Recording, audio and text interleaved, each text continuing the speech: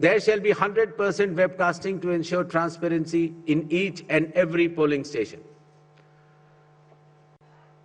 The presiding officers of every polling station shall input the number of votes cast after every 2 hours to ensure that voting percentages which are being relayed through the media to the public at large is by and large accurate, and at end of the poll, whatever the figures are there in 17C, accordingly the percentage is also displayed without any further delay.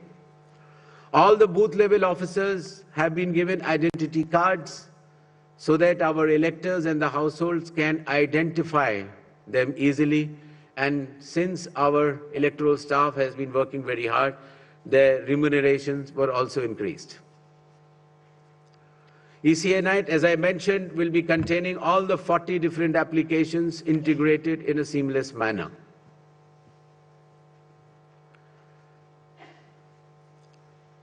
In another initiative to enhance transparency, the postal ballots will be counted 2 rounds before the EVMs.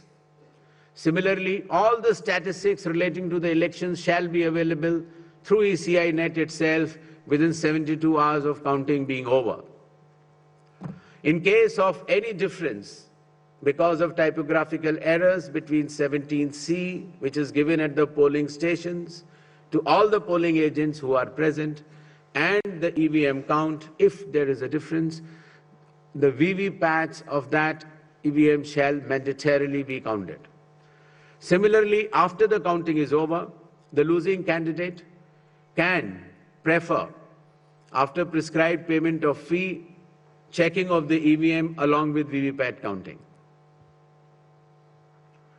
In order to ensure that the entire process is done similarly at all the polling stations, a gigantic training effort has been undertaken by the Election Commission of India by training officers right down to booth level officers by the Commission itself. The booth level agents were also trained, of course the police officers, the DEOs, the communication officers, and this capacity building exercise had been piloted by India International Institute for Democracy and Election Management, IIIDM, which is run by the Election Commission of India. Election Commission of India also trains officers of more than 100 countries concurrently. In order to have a substantial dialogue and engagement with the stakeholders, the Commission adopted a consultative and collaborative approach by which more than 4,700 all-party meetings were held by all the returning officers, DEOs and CEOs of this country. Similarly, the Election Commission of India also invited all the national and state level political parties to have such meetings, and more than 28 such meetings have already taken place. There has been national conference with legal councils and interactions with field level beneficiaries, that is booth level officers, EROs, DEOs during the state visits. There have been other host of new initiatives which have been mentioned here, totaling to number 30. These slides will be there, and the Commission has been extremely proactive, transparent, efficient and consultative in its approach to ensure that the experience of election is much, much more pleasant to our prime stakeholder, that is the elector. Considering that India has been the mother of democracies and the largest of them all, with the most transparent elections taking place, the international idea is now currently being chaired by India. We also held an international conference with more than 70 countries. Next. Where the chief electoral officers from those countries has participated recently. Commission had review visits to all these 5 states/UT and met all the officers, as I had mentioned earlier, including our foot soldiers, that is our booth level officers.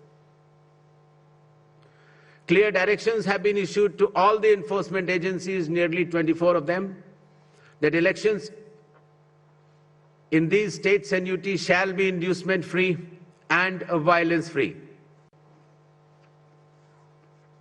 Directions have been issued to the collectors and the SPs that they have to act with complete impartiality and enforce the rule of law. The observers which will be visiting the states, their details should be made public, and any fake news on social media should be strictly monitored and necessary action taken.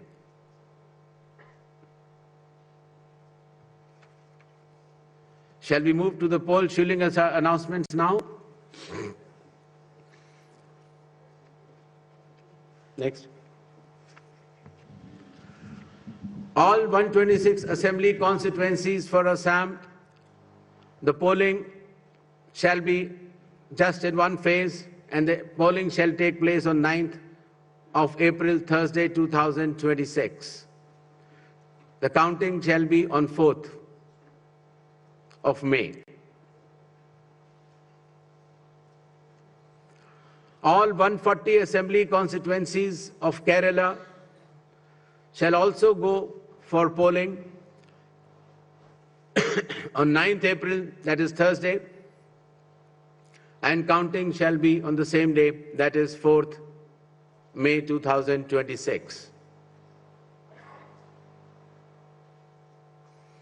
Puducherry also will go along with Assam and Kerala.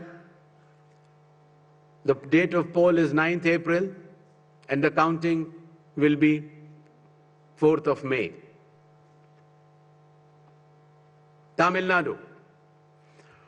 Tamil Nadu, all 234 assembly constituencies will go for poll on 23rd of April in one phase, and the counting shall be on the same day for all the 5 states/UT, that is 4th of May 2026. West Bengal. West Bengal, the 294 assembly constituencies, the polling shall be held in 2 phases. In the first phase, 152, and the second phase, 142. The date of poll shall be 23rd of April and 29th of April. And the counting shall be together for all, that is 4th of May 2026.